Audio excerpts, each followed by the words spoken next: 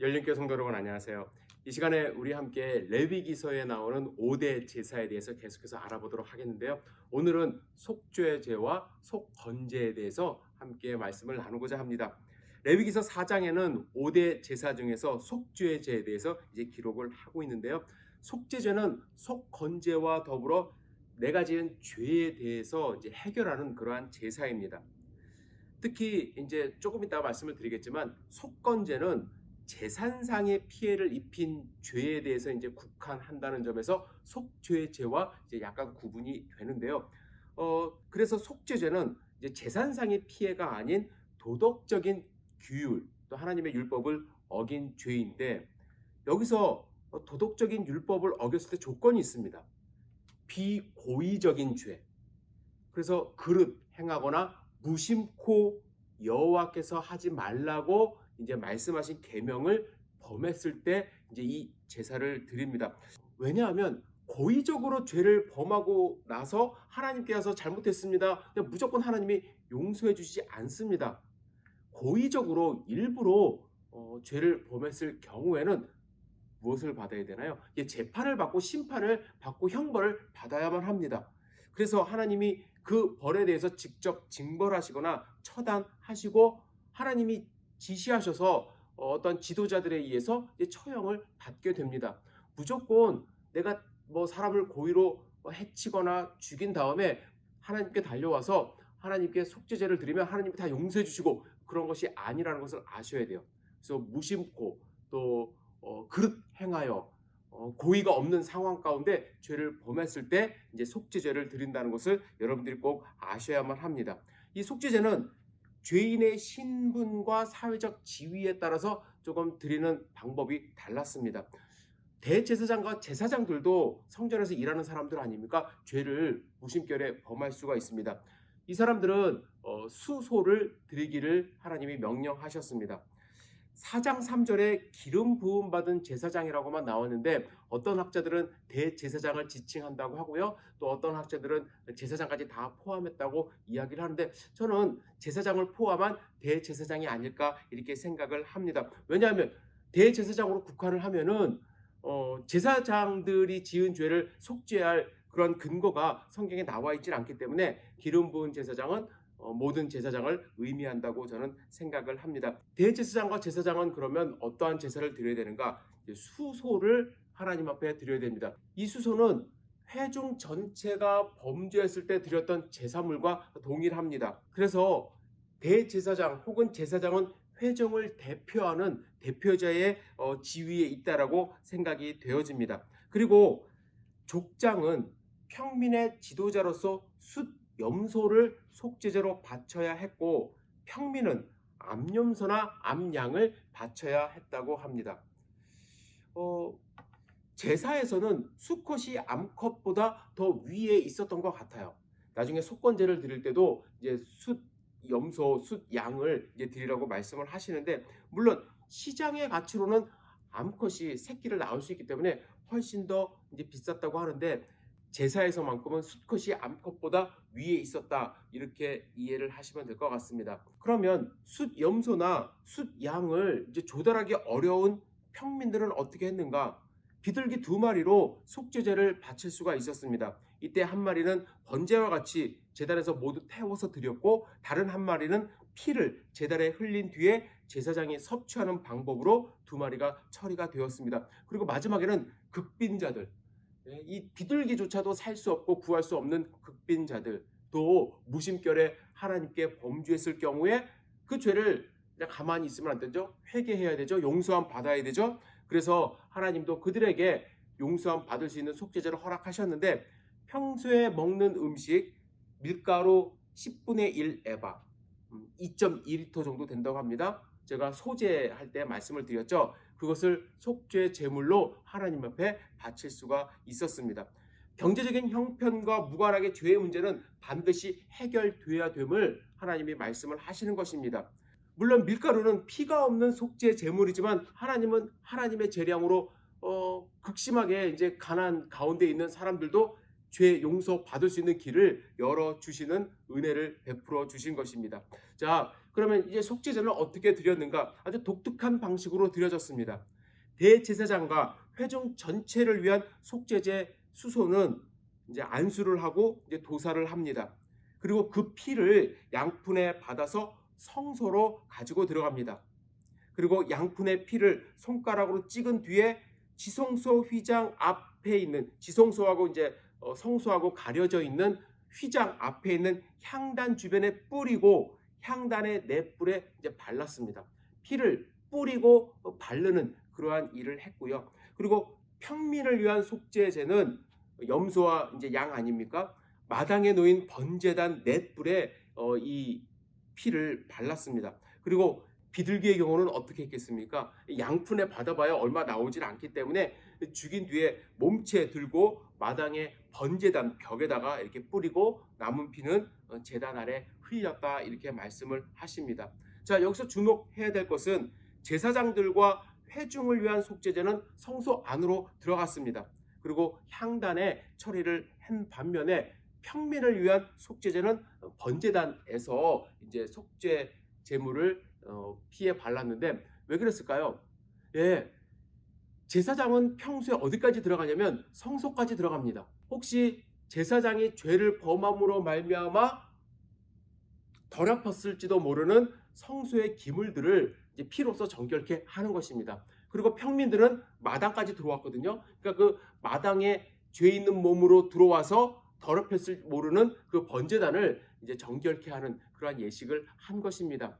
그래서 평민들은 마당에 있는 번제단에, 그리고 제사장은 성소 안에 있는 향단까지 가서 하나님의 기물들을 정화시켰다, 이렇게 보시면 될 것 같습니다. 자, 레위기 5장에 보시면요, 약간의 고의성이 있는 죄들을 바치는 속죄제의 규정을 말씀을 하십니다. 이제 레위기 5장 1절에서 6절에 보면요, 약간의 고의성이 들어있는 죄에 대해서 이제 하나님이 바치라고 하시는 속죄제의 규정이 나옵니다. 4가지 사례가 주어지는데 이 모두는 고의성이 개입이 되어 있습니다. 그래서 하나님이 요구하시는 것이 있습니다. 공개적인 인정과 자백입니다. 이 죄의 자백과 또 인정은 이 절차에서 매우 중요한 요소를 차지하고 있습니다.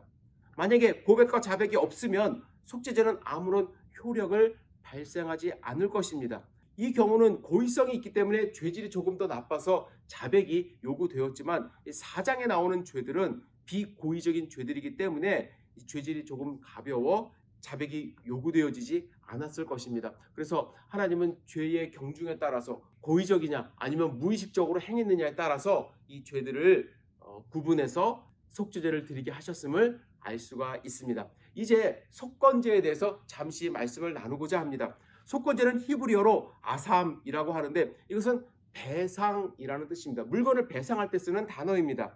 그래서 속건제는 물건을 범했을 때, 물건을 더럽혔을 때, 또 사람의 물건을 이렇게 고의적으로 취했을 때 그 물건에 대한 배상이 포함된 제사라고 할 수가 있습니다. 그래서 여호와의 재산과 사람의 재산으로 나누어 생각할 수 있는데요. 그럼 여호와의 재산은 우리가 언제 범했는가? 예를 들면 11조, 그리고 첫 새끼를 하나님 것이다, 하나님께 드려라 했는데 그것을 자기가 뭐 까먹었거나 계산을 잘못했거나 그래서 하나님께 바쳐야 될 성물을 자신이 유용한 경우, 이 경우에 이제 속건제를 드렸습니다. 이 경우도 마찬가지로 고의성이 없이 무심코 위반한 경우에 하나님이 드리라고 한 것입니다. 고의적으로 빼돌리거나 하나님의 것을 자기가 훔친 경우는 해당 사항이 없습니다. 아간이라는 사람이 여리고성을 점령한 후에 하나님의 명령을 어기고 하나님께 모든 것을 드리라고 했을 때 하나님의 물건을 자기가 훔쳐다가 자기 집 텐트 밑에다가 숨겼거든요. 그때 어떻게 하셨습니까? 속건제 드리라 이렇게 말씀하지 않으셨습니다. 그를 그냥 처형하셨어요. 그 고의적으로 그냥 빼돌린 경우는 해당 사항이 없고요. 고의성 없이 무심코 했을 경우에 이러한 제물을 하나님 앞에 드리면서 자기의 죄를 용서함 받는 것입니다. 예를 들면 레위기 22장 14절에 보시면 사람이 부지 중 성물을 먹으면 그 성물의 5분의 1을 더하여 제사장에게 줄지니라. 그죠?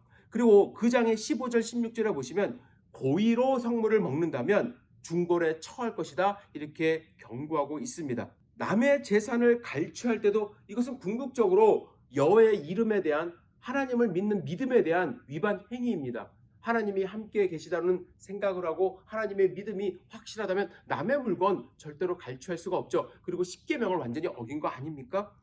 이러한 재산상의 피해를 만약에 누군가에게 입혔다고 한다면 이 경우에는 원금의 5분의 1, 즉 20%를 더하여 갚고 숫양 한 마리를 성소에 바쳐야만 했습니다. 자, 그러면 조금 더 구체적으로 속건제를 드려야 되는 상황들에 대해서 몇 가지 살펴보겠는데요. 레위기 5장 15절에서 16절은 여호와의 성물에 대해서 부지 중에 범죄했을 때 속건제를 바치도록 명령합니다. 지정된 성소의 세겔로 값을 매겨 숫양을 가져오고 그 성물에 대해 원금의 5분의 1을 마찬가지로 보상을 더 해야만 했습니다. 아까도 예를 들었지만 11조를 실수로 바치지 않았다면 위의 절차를 받아서 이제 문제를 해결해야만 했습니다. 11조에 20%를 더해서 바치고 그리고 숫양을 하나님 앞에 드려야만 했던 것이죠. 그리고 5장 17절에서 19절의 말씀은 여호와의 계명을 어겼을 때 그에 따른 속건제 규정이 따릅니다. 그런데 이 조건절의 문장이요, 4장에 나오는 속죄제에 나타나는 금지 명령과 거의 동일합니다. 문장이 동일해요. 거기서도 4장에서도 여호와의 명령을 어겼을 때라고 이제 말씀을 하시는데 5장에서도 속건제를 말씀하시며 여호와의 명령을 어겼을 때라고 이제 말씀을 하십니다. 그런데 왜 동일한 그 죄목에 대해서 속죄제에 나왔는데 또한 속건제도 말씀을 하시나? 그죠? 여기에는 특이한 것이 20%의 원금 배상 요구가 없습니다. 따라서 이렇게 생각해 볼 수가 있는데요. 어떤 사람이 무의식 중에 성소의 비품을 손상시켰거나 오염을 시켰습니다. 하지만 의심은 가는데 정확히 누가 그 성물을 침해했는지 잘 모르는 경우가 있을 수 있어요. 어떤 사람은 그런데 자신의 책임이라고 생각하면서 속건제를 드리고 싶은 마음이 생긴 것입니다. 하지만 범인이 불확실한 경우에요. 그저 내가 그랬는지 안 그랬는지 확실치가 않습니다. 이런 경우에는 배상의 요구가 따르지 않는다는 것이에요. 그럼에도 자기 마음 가운데 찜찜한, 또 내가 혹시 잘못해서 하나님의 성물을 잘못 건드렸다, 범했다 라고 생각하는 경우에는 숫양을 드림으로써 이제 속건제를 하나님 앞에 드리는 것입니다. 여호와의 성물을 범했을 때뿐만 아니라 다른 사람의 재물에 손해를 입혔을 때, 예를 들면 뭐 속임수를 썼다든지 임금을 체불했다든지 이런 경우에는 마찬가지로 그 원금의 20%를 돌려줘야 되고, 또 마찬가지로 이제 성물을 하나님의 바침으로써 그 죄의 용서함을 받아야만 했습니다. 뿐만 아니라 속건제를 드리는 경우는 나병 환자가 나음을 입었을 때, 나병이 있는 상태에서 혹시 하나님의 성물을 건드렸으면 그것이 하나님의 성물을 이제 범하게 되는, 부정케 하게 하는 일이기 때문에 거기에 대한 규정이 있고요. 또 한 가지로 예를 들면 나실인으로 서원한 사람이 시체를 가족이 죽었거나 아는 사람이 죽었을 때 또 무의식 중에 시체를 만지게 됨으로써 이제 부정하게 된 경우에 다시 재소원을 할 때도 이제 속건제를 드리면서 하나님께 죄의 용서함을 받았습니다. 여기서 우리가 한 가지 짚고 넘어가야 될 부분이 있습니다. 여러분 출애굽기에 보시면요, 사람이 만약에 누군가의 짐승을 훔치거나 또 고의로 뭐랄까요, 상하게 했으면 4배 5배를 물어줘야 하는 규정이 나옵니다.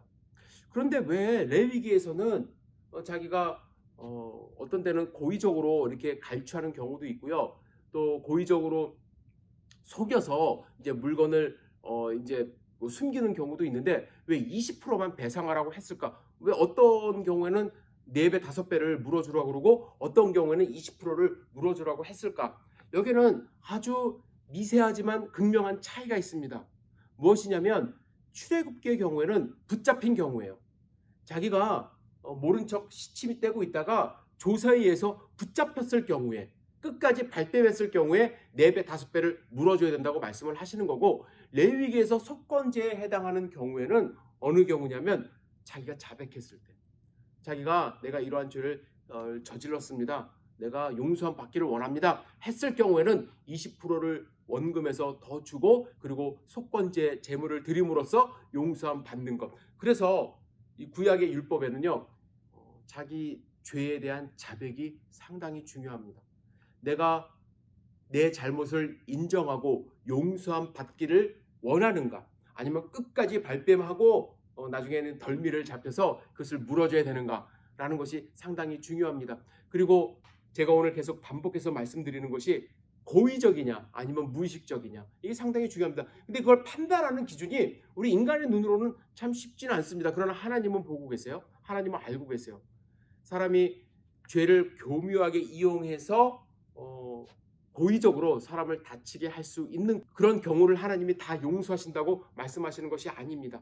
그러나 하나님은 우리가 살면서 나도 모르는 사이에 하나님께 죄를 범했거나 또 내가 그러고 싶지는 않았는데 죄성이 있어서 하나님의 물건에 손을 댔거나 아니면 다른 사람에게 상처를 준 재물에 대한 손괴를 가한 경우, 그러한 경우에는 누구든지 용서함 받을 수 있는 길을 하나님이 열어주셨다는 것을 여러분들이 아시기를 부탁을 드립니다. 어떤 분들은 그렇습니다. 기독교가 하나님께 와서 용서함 받으면 무조건 다 용서해 주시네? 아니라는 것이죠. 여러분들, 사회적으로 우리가 고의적으로 누군가를 해치거나 잘못 범했을 경우에 분명히 하나님은 그가 사회적인 법의 심판을 받기를 원하십니다. 그러나 그가 진짜로 회개하고 하나님 앞에 다가갔을 때 하나님은 그의 마음을 용서해 주시는 것이죠. 우리의 죄값은 달게 받아야만 합니다. 그럼에도 불구하고 하나님은 우리가 용서함을 구할 때 우리를 안아주시고 또 우리를 아들 자녀 삼아주심을 여러분들 믿으시기를 부탁을 드립니다. 조금 약간 헷갈리긴 했지만 여러분들, 속건제와 속죄죄, 속죄제와 속건제가 어떻게 다른지 구분하실 수 있기를 부탁을 드립니다. 오늘까지 레위기서 1장부터 5장에 나와 있는 5대 제사에 대해서 함께 말씀을 나누었고요. 다음 시간에는 레위기서에 나오는 정결 예법에 대해서 함께 말씀을 나누고자 합니다. 이 말씀 함께 나누시는 우리 성도님들, 오늘 하루 승리하는 삶 사시고 주 안에서 평화 누리시기를 부탁을 드립니다. 여러분들 감사합니다.